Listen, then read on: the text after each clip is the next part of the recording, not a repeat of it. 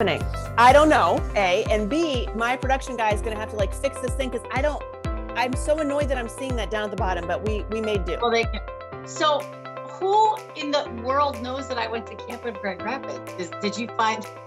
Well, I didn't know about the camp thing, but here's what I want to start by saying is that we have so much in common. We're both Italian, although I think I have a little bit higher percentage. We both grew up Catholic, mom of girls, divorced. And I was in that Dutch Christian reform school as the Italian kid. I cannot wait to talk about this. Literally cannot wait to talk about this. And then we're both divorced Gen Xers. And here's my favorite part. We both graduated from the Ohio State University. No, we did not. Wait, that's not true? I'm kidding. Are you messing with me? Yeah, pretty much.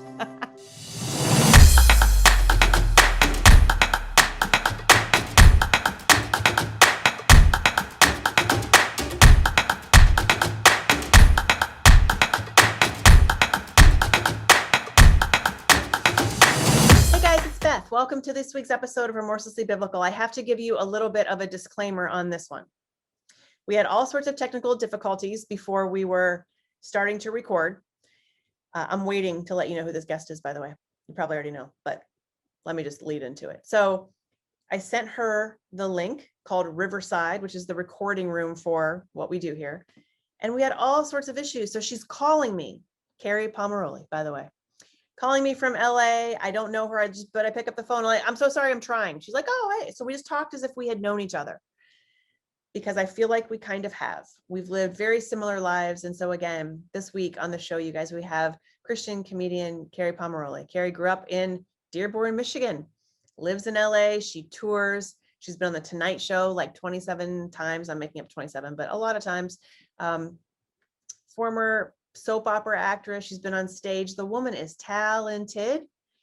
But the takeaway that I got from our time spent through a computer is that people are people. And Midwesterners, by the way, are pretty cool. People that grew up in the 80s, also pretty cool. We identified as Gen Xers together.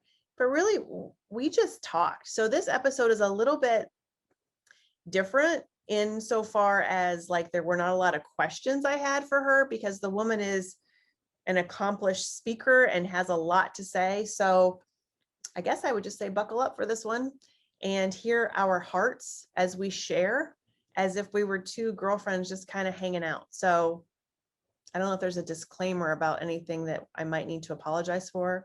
It's all clean. It's all in the name of servicing Jesus and loving each other well. But it's also very real and very raw. And I can't thank you enough for continuing to show up here every week or every other week in the summer hours with us on the show. And just, I acknowledge you for showing up in your own life because it's hard work. It is hard work to get through seasons of difficulty, isn't it?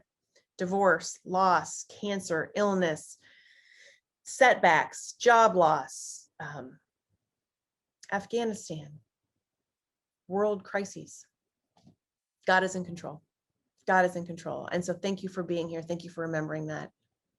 And without further ado, here is the conversation that I had with Christian comedian Kerri Pomarolli. So I would like to start by you actually sharing with our viewers and listeners just kind of your history, because as we talked about off camera, we're Midwest girls, and I'm always a big believer in the world, right? That are scrappy Gen Xers, which I am extremely proud of because we know how to get through COVID because we were left alone after school. By ourselves. And so Mario. Yeah, we're scrappy. So I grew up in Michigan and then moved a lot of different places, New York and actually London. And where did I go? LA, because I wanted to be on Dawson's Creek because I was 22 and I looked 15. And then I ended up on Christian television, General Hospital, Young and the Restless, like lots of holy shows. And then that led me to the Tonight Show, blah, blah, blah, which led me to stand-up comedy, which led me to a ministry because stand-up comedy, I have a big mouth and I am a Christian in Hollywood, one of the four. And then here we are. That's a very short history, but I'm a mother. I have 2 children. My ex-husband lives in my garage. He's a comedian as well. And I live in Los Angeles and I'm surviving and I'm back. I don't know when this will air, but I'm back on tour now. Going all around the country. And I'm super excited to be doing stand-up comedy and ministry together. That is awesome. So basically you're living a life like pretty much the rest of the population. La vida loca, baby. La vida Oh loca. my goodness. And what you're doing, here's the first thing that was drew me to you automatically, is that you have the sarcasm, you have all of these things, but yet you're doing it in a Christian realm. I was always afraid, like my mouth, I'm like, I'm going to get shunned from all of this. That brings me to what I said yesterday. I was in some sort of church setting. It's all a blur. And I was like, I do a lot of podcasts. I go, life is different because I have like lighting in my bedroom, and my roommate was like, what are you filming, a porn? And see, I thought that was funny. Yeah. Yeah. I've offended a lot of people in my day. Yep. Out of my mouth, put the foot. See, I don't think that my jokes or yours probably, we're not dirty. Like, I don't say things dirty. I just say things that are true. Right. And Christians freak out about it, which is why the world needs us, because we need to keep breaking barriers. I think in 2021, as a comedian, I am worried about what is happening in pop culture if we can't speak openly and we can't do what we do, even from a secular perspective. I hope that the pendulum comes back, because if comedy can't be real, then we're all in trouble. Yeah, I agree. And I always thought to myself, well, if God made me like this and I am like saying the things in the room that everybody else is thinking, well, then whose fault is it really? Right? Like, I'm like, God, can we have, I don't know what you want me to do. If God was here, he would think that was funny. People are like, I go, everything I do is clean. I think Jesus would think that my jokes are funny, and you may not, but he probably would. So if I can do them in front of my pastor, my mother, and Jesus, I'm okay. Yeah, you're passing. And that's the thing, is like, people always say, right, they're the first people that will say scripture says, and I'm like, scripture also says speak the truth in love. So I was walking with, I have a lot of friends that aren't Christian. I always believe that God puts me in their path. And I'm walking with this lady, I'm hiking, and we've been walking and walking. And she goes, are you friends with any of those Bible thumper people? And I go, and she knows I'm a Christian. I go, what do you mean? She goes, you know, the ones that like thump the Bible and they read it and they take it literally. I go, like me? She goes, you don't take it literally, do you? I go, well, when I get my period, I don't leave the village. But other than that, yeah. I got an oxen up here I'm sacrificing later for dinner. You want to come over? I don't know how to answer that question. I know. So I think that I love that you are working with people from all walks of life. I've done comedy in every bar, every dive, and they're like, what are you doing in the bar? I'm like, I'm not on the bar, lady. I'm in the bar because that's where Jesus would have me. And they're like, Jesus would wait outside. I was like, what Bible are you reading? Yeah. Did they not read the New Testament? Did they not read him? Did they not see The Chosen? Have you seen The Chosen? Oh yeah. Because girl, when he walked up to Mary Magdalene in that bar, I'm like, yes, let's do it real. I know. Do it real. And we miss it. And we're doing people a disservice by making us feel like we have to pretend to be other people. And I'm like, I'm not this person. My thoughts are different. I was the girl in Catholic church looking at the priest going, he's hot, but I'm also, Jesus was hot in the Passion. Am I wrong? It's Jim Caviezel. How can we not say that Jim Caviezel is a good looking man? But the funny thing, and we can talk about this, we're both single parents. When I, raise my kids, it is a completely different relationship with my daughters, because I have no filter, than I had with my mother, who's a 79-year-old non-drinking, non-smoking virgin. Okay. So we just have a different dynamic. And then I'm like, oh shoot, my kids have heard me say things that my mother still would never utter. I got to rein it in a little, I know. It is very generational. And my mom and I, like, the older she gets, the more she kind of opens up. But like forever, the running joke, I have one younger sister. I'm like, mom's only had sex twice in her life. This is it. She doesn't do anything in front of people. She's super private. The rug is up. She sweeps it all under there. And I'm like, my mom's from the South, and they're professionals at that. But here's the thing: the older I get, the more I don't want to know. See, I had this funny thing happen the other day. I found my teenage diary. I mean, this is like Sex in the City with a whole lot less sex, but it was pretty steamy. So I handed it over to my daughter. The kid can't read one word of cursive. I go, everything your mother has ever done is in these books, and you can have it.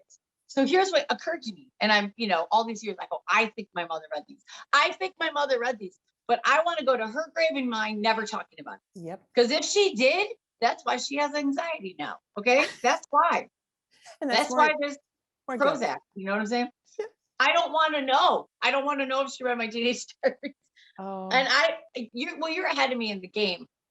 Like, did you have a pretty open relationship with your child? Yeah, with Olivia, I had to, just because when and I know you and I haven't met, so you don't know my quick backstory, but I got married right out of college because like, that's what you were supposed to do. Type A, here's my checklist. Let's do it. You know, I like went to the bars and I looked next to me in the morning. I'm like, well, there's her dad, I guess. Cause I don't know. I'm not this girl. I don't know his name. I don't remember a thing, but like, I guess we're married because we're dating because I'm not that kind of girl.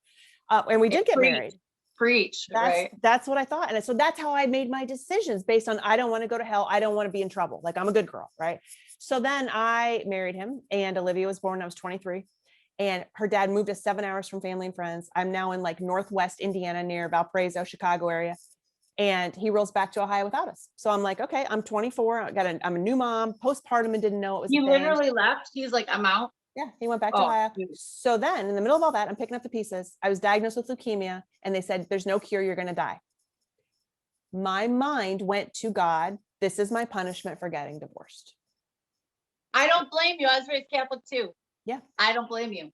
And I was like, this is, and then I was like, well, I don't know if I should try and fight through this because I probably deserve it, you know, but then I'm looking at Olivia. You're like, I might end up in purgatory. I mean, I could like work it out for a few years. Which is terrible for a girl who like likes to cross finish lines. I'm like, I don't want to be stuck in the middle. How do I get out of this? I'll go up or down, but I can't be right here in gray. Gray does not do well. I'm like, purgatory is my 20s. I know, right? Yeah, it's terrible. So what happened? Just tell me really quick about the health part. So I had a bone marrow transplant. I couldn't even spell leukemia. I didn't know it was cancer. I'm pretty sure it was an Aaron Brockovich story because I grew up, I was like an athlete. I just played sports. I was bored, very precocious. So I drank all the water, which is I think terrible in this village where I grew up. You literally drank the water. You like literally drank. Oh yeah. So I'm in Cleveland, University Hospitals of Cleveland, 35 days. I was making friends with people. I'm like, you know, attached to the chemo pole. I'm making for like, come on, let's roll. We got this. Let's go race or whatever. All of them died one by one in front of me. Oh my gosh. Are you serious? Yeah. And my mind went to, I thought I was the sinner. If I am divorced and I'm alive and they died, what did they do? Right. Did they have premarital sex twice? I don't know. Right. Or enjoy it.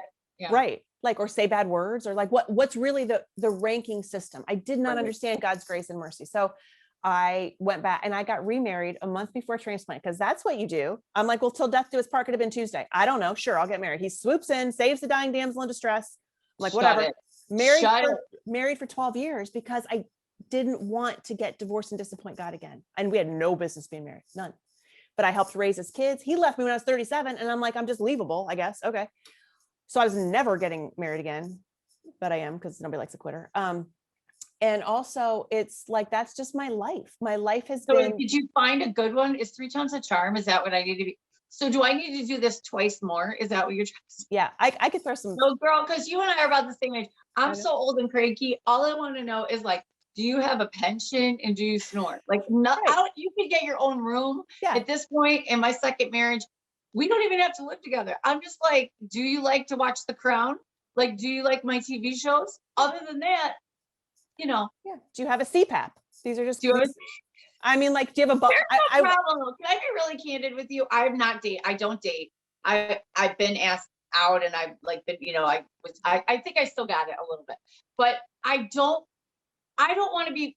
I'm going to offend you if you did this, but a lot of my friends on their second time around, they married these guys that are like 15, 20 years older than them. And I was like, I don't have daddy issues. I don't want a guy who's 20 years old. And my friend's like, well, I have my daddy issues and it's all working out. I don't want to be with the guy that's 20 years older than me. But I feel like that's what eHarmony's dishing out. Like guys that are on their last leg. They're like, well, I did have a pension. I spent it. And I don't want to do Yeah. No, he was only 7 years older. And my husband now is like 14 months younger. So I'm, you know. Girl, give me hope. Yeah. Oh, and there is. Fine. There totally is. And I was never doing it again. In fact, when he asked me, my husband asked me to marry him, tackled him. I'm like, yes. And then I had heart palpitations. I'm like, no, I can't because I'm super independent. I don't want to deal with this nonsense again. And first of all, and you're gorgeous. So he better be bringing some A game into it. Okay. Like he actually texted me before we went out. Thank you, by the way. And he said, hey, I Googled you. You're kind of a big deal. And I'm like, well, I was on the Tonight Show 27 times, but all right. So I go, well, no, they're all intimidated. If they can't hang. That's the problem. And I think really with quote alpha, I hate labels, but alpha, when people who have voices like us, they want that until they get it and they don't have to do with it. They literally don't know what's here's my sitcom is that my ex-husband, this is a great podcast. We'll just talk for nothing spiritual. All your listeners, all your listeners are like, we love God. We know too much. Yeah. But I married a comedian. So personality wise, we to this day still are like great friends and great. There was a whole other, he had and this is public information, it's part of my testimony, but he had bipolar disorder. And so that's not fun. It's fun at parties, but not fun in a marriage. But it's so funny to go, now I've got to change my trajectory as a Christian woman because my ex-husband is a Christian. My ex-husband is in my life. My ex-husband is a godly man. And they're like, why are you not married? I'm like, because you didn't live the Lifetime movie of bipolar. But now I go, Lord, do I have to be with an accountant? Do you want me to be with somebody who's like so boring? Because, my ex-husband's hilarious. And look what happened, Yeah. So it's almost like I said, I've got Netflix and I've got a heating pad. And right now that's like a solid life. Yeah. Like right now we're good. So unless he comes with a note from Jesus, that's like, I am the one. I'm not interested. Yeah. Not interested. It took me a long time. We can definitely talk offline about this because I was right there with you. And to compound things, Olivia then went to college during all this. So I was by myself. Like but that's kind of better because you're not trying it out on her. But my 13-year-old has a big enough mouth for like 3 people. So I'd like to see them try to get by her, which would be hilarious. Yeah. The one reason I know, and I love her, I didn't see her face, but you guys did something on Instagram where you're like, I'm running a marathon. She's like, it's a 10K. Yeah. Oh yeah. She's totally like, I'm like, it's a big deal. No, it's not. No, it's not. It's like miles. Cute. No, it's not. It's not. You're not in nature. But we, well, I told you I wanted to mention this, but so we started during COVID a podcast and it's called This Is Not a Good Idea. And it's myself and my daughter. And she's 13, which is the height of her intelligence because she knows everything because she has YouTube. And so we just do an episode every week where we just pick a topic like why the 80s were the greatest generation of all time. Go. And then, or, just my generation, like what she values is so different than what I valued at 13. And so I'm having fun with working with her. I get to talk to her once a week. So it's good on camera. That's awesome. That's really great. Has it already gone live? Yeah, it's on Spotify. It's on iTunes. It's on podcasts. It's on my YouTube. It's called This Is Not a Good Idea. And they're really short. They're like 15 minutes. And a lot of parents were like, well, you guys just tackle a lot of the subjects that I'd like to tackle with my son or my daughter. And it's been fun actually. Yeah. You want to know what was on my mind at 13? I'm not fully going to tell you that, but like, I had the goody comb in my side pocket and the feathered hair and the feathered hair. Yeah. I didn't have feathered. I was rocking. Wait, can your listeners see me? Yeah. I was rocking this. I was rocking like a Whitesnake video, like Miss Texas. And if I said a little, I was like, more hair. Like your listeners can see. And now the millennials are doing this stupid like middle part thing, which makes me feel like a flower child. Yeah. So you like bring back the penny roll bangs, people. Girl, I know it, whether I want it or it's right here. It's right here.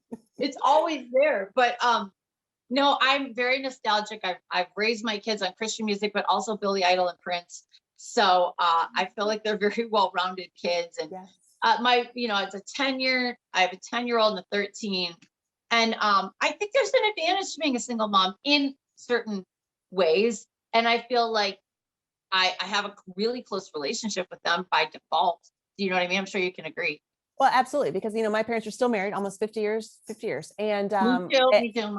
And like the 2-parent household, my mom stayed home and from the outside, it was totally leave it to Beaver. I'm like, like show me whatever Wally. But the thing was, that's from the outside. And it's not to say it was bad because I appreciated it, but I do wonder if it wasn't so prescribed, if my mom would have actually had conversations with me that I needed to hear at that age. I didn't have those conversations with her. I didn't hear my parents fight ever. And so I guess I really thought conflict meant you're a terrible person or you're gonna, that relationship is doomed because it was conflict.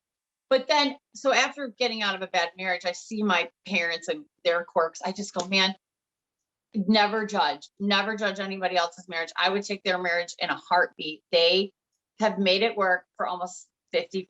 I can't remember, like almost, and like, there's quirks. And my dad's like, I just drive, Barb. I just drive. And I was like, but it works. And they're best friends. Yeah. And they've been through hell and high water with each other. Yeah. And I just never think anybody has a right to look at that relationship and say, well, that's not romantic enough, or that's not this, because I guess marriage, and you're in one now, feels like a partnership, right? You decide what your deal breakers are. And that's it. I don't know how you didn't run and hide with the third one though, because I would be so gun shy.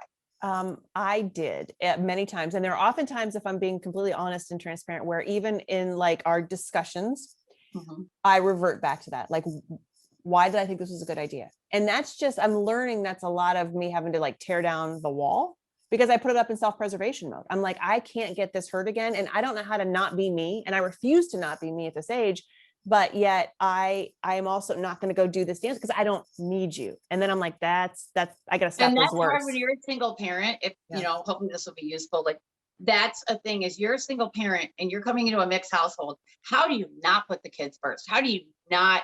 I've got a friend who's got 3 boys and he married a woman with 2 boys, and, they're melding this household, but I'm sorry, like, those kids are a part of me. So I would be so scared to be like, well, I'm out because you said the wrong thing to my child, or you put the toilet seat down wrong. And now I just feel like, yeah, we don't need a spouse but I would like one. I would really, really like one. And I'm sure other single parents are like, we've all done that dance. How do you meld both of those things? Yeah, it takes time. I was not ready for a long time. And there's sometimes I still wonder, wow, were you ready at all? But I read this book. It's by Phil Donahue and Marlo Thomas. Right? Yeah. And it was like, what makes a marriage last? And it's so funny because they interviewed like 30, famous couples or whatever. What do you think what did you take from it? My favorite one-liner, and I think it was Jamie Lee Curtis, when they asked her what makes a marriage last, she goes, "It's simple. Don't leave." I'm like, all right, yeah. Einstein, and I'm like, okay, it's that obvious, but that's not true with what you and I both dealt with. No. And I want to be really clear about all the women that are listening to this, and they were in abusive relationships, or they're in a mental illness relationship, and that's what I did for 12 years. I can't leave. No. And that is so harmful to you and your spirit. And that's not what we're designed for. So I'm not saying that at all. When she said it was more in jest. And the takeaway from that is there's no one way. There's no one answer. That the answer is what's, to your point earlier, what's right for everybody within their own marriage. And like, who are we to judge? That's it. So it's the last thing I will ever say is you should. I hate those words.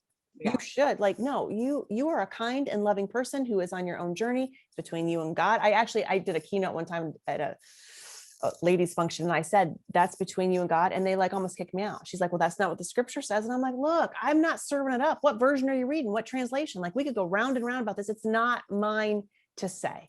That was now, my take. Are you you're in Michigan, are you a member of a Dutch Reformed church community or Catholic, or what's your vibe now? Okay, let me online VeggieTales. I'm a member. We are a member of a church, but let me tell you. So my husband went to Mars Hill, Rob Bell's church, for a lot of years. And when I came to Grand Rapids, I said, I want to find our own place. And in my mind, I'm like, I knew where this Bible Belt USA, I'm like, well, it won't be hard to find a church, a new place. It was worse than dating as an adult woman. I'm like, I went in one place, there was popcorn and there was like a Carly Rae Jepsen song on. I'm like, what is this? I don't know what's going on. Where's the liturgy? Maybe they'll do your laundry. Right.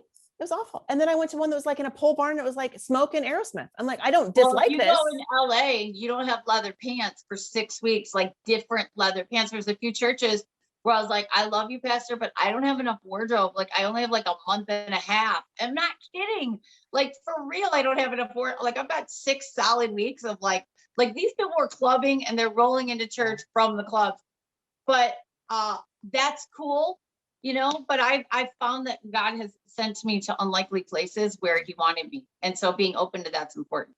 Yeah, I find that much better. So I miss it. I miss the sentimentality. And like I mentioned, the tradition of it and the ritual of it, like, the every week thing. But what I don't miss is what I just described. So for me, it's like churches all the time, just like God is everywhere. Like, did you find one? We are members of an RCA church, but we don't really go. And here's why. I don't know what RCA stands for. I don't think I do either. Reformed Church of America. Just for your listeners, I am a product of the Christian Reformed educational system. I don't know if they want to claim that, but years later, I did comedy for this like national Dutch Reformed teachers thing, and my 5th grade teacher was in the audience. It was great. It was really fun. But yeah, so I definitely was a product of the Christian education, which, by joking aside, I have my daughters in a Christian school. Like I wouldn't change it. I Right. think it's really important. So what would you say, you're Catholic still, or what would you sort of? No, oh Okay. no, I'm a hand waving, charismatic, like Okay. spirit filled. My mother's like, I pray too hard. Like, Yeah. I'm not denominational. I was in an all African American gospel church for 5 years. I was the diversity. I mean, in the literal sense, we were the only white family. Now I'm in a mostly Latino church. My daughter's like, we just can't go to church with white people because it's so boring. But I go wherever God sends me. I've been at this church for a couple of years, but I'm not into denominations. My dad's a spirit-filled Catholic. He loves Jesus. He is Catholic. He is going to heaven, despite what people try to tell me. So I'm really not into denominations. My mother's Presbyterian, ride or die. But I was never into denominations. They sent me to Dutch Christian Reform School, and we were going to Catholic Mass on Sundays. Yeah. So Jesus, the cross, 3 days later, he rose again. End of story. Yeah, that's it. Period. We got it. Like that's it. And so to me, I always say, and a lot of times I offend people, I don't mean to, but I'm like, I think religion ruins relationship with Jesus. Like, I don't talk to you about religion because there's a lot of these man-made rules. And when I went through my second divorce, there's the quickest story ever that really made me feel like, I guess I have this right. And I guess I'm growing and transforming. 37, 38. I go to the church where I had been for 13 years. I was teaching. I'd gone to Israel. They knew me. They knew my husband. They knew us as people. He leaves, won't come home. I go to like the pastoral care guy and I'm weeping. Like, this is the real me, but I am down and out. Right. And they go, I'm like, what do I do? How do I get him to come home? I don't know what to do. I don't want God to be angry with me. I'm not going to hell again. And he goes, well, you can argue 2 Corinthians, when an unbeliever leaves, let him leave. And I go, time out. Argue with whom? I'm argued out. I'm getting divorced. Hello. Arguing happens with this. What do you mean? Do you mean with the pastor? Do you mean with God? What do you mean? And he goes, well, there was no adultery. There was no death. And P.S. you can't ever get married again or have like physical relations. And I was like looking at him and I'm drenched in tears, but then I'm starting to come back. I'm starting to be myself resurrected with my own authenticity. And he goes, do you have any questions? And I go, well, and as I started to ask him a question, he said, oh, P.S. you can't teach anymore for 6 weeks because that's the healing time. And I go, and what chapter and verse might I find that one in? And then I realized I was up. You make sure you go outside the village for 7 days. Yeah. Because if we're going to go there. Yeah, do a lap. My friend's a well-known pastor, and he does marriage, and, you know, he's like an expert, and he's like, and I was so mad at him. And he's like, well, you can get married again, but you know, you're probably going to end up with some dude that's like 20 years older than you. Cause like, that's what you're going to attract. I was like, listen, yo. And then I started sending him pictures of me in the senior community. I'm like, I'm looking for old money. So I'm not, but all the rules have, you know, Jesus is grace. Grace is Jesus. I minister to so many women that are divorced that they can look at me and say, I'm okay. And I had to go through my own healing journey of, can I still do comedies? Can I still minister? Am I still worthy? And God was just clear. He's like, you are not only worthy, this was not your fault. It was not your doing. It was not your choice. How do you know, and that's what I want to say to anybody who's listening. If it's, you know, it's not your fault. It's not your doing. You're not the one who's in willful sin. Then you have, you know, like you got to go to the Lord and say, show me what to do. I hung on 12 years and I don't regret any of, you know, you're like, but I felt freedom. And sometimes I need to speak to that woman who's going through a divorce. And I said, there's freedom on the other side of this. You're leaving a prison, and Christian leaders don't want me to tell you this, but you are leaving a prison and you're about to get free. Yeah, it's true. It's true. And people will say, they did say to me as I was going through that, they said, you know, my friendship side, the person that knows you, the person that's basically not in the church wants to tell you to go because you don't deserve to be emotionally abused. You don't deserve these things that are happening. You're not doing it, to your point. But she goes, but the other side of me says, this is what the Bible says. And I'm like, you're reading it wrong. You're reading it wrong. That's not how I read it. God never meant for you to be abused. God never meant for you to be like, but you know, I feel like we just need to keep living our life, telling your story, giving hope. Yeah. I toured with Bob Smiley, my comedian friend, and we did a singles tour, and, you know, the ink barely dried on his divorce papers, and he was on Plenty of Fish like 2 seconds later. And I'm like, I'm exhausted from you dating. I'm exhausted. He's remarried and I'm still watching Netflix, very happy, like very content. Yeah. So there's two sides to every coin. And so I think it's great that we all have our story. Yes. Yes. Well, I am really happy to meet you. I again, continue to like, just read the things that you've done. And I also was like cracking up, right? Because I think there's something too, people who sort of live parallel lives and never meet each other, but they're living kind of similar constructs and Well, worldly. you give me hope. Maybe there's a number 3 for me. I mean, I'd like to skip number 2 and just go to number 3. So Yeah. Okay, guys, I did give you fair warning, right? About the way this episode unfolded. There was a part of me that went, oh, I don't know if I should actually have this one produced and upload it. But the whole message here in this safe space of Remorselessly Biblical is to be yourself. Kerri and I have never met each other, but you probably heard our banter. It was as if we were living and growing up and having very parallel lives, having never met each other. But this is what God does. You guys, we're all connected. We are all connected. The story of God is our story because we are made in his image, each and every one of us. So people that you cross paths with every day, maybe somebody that annoys you, like some of the people that we referenced on the show, maybe somebody that has talked down to you, that has emotionally abused you, who has made you feel lesser than, judged you. I'm sorry for that. And I go back and I apologize to my little girl self as well and say to her, I'm sorry I didn't stick up for you. But this is what we learn on our journeys, that we are all made in the image of God. We are all broken.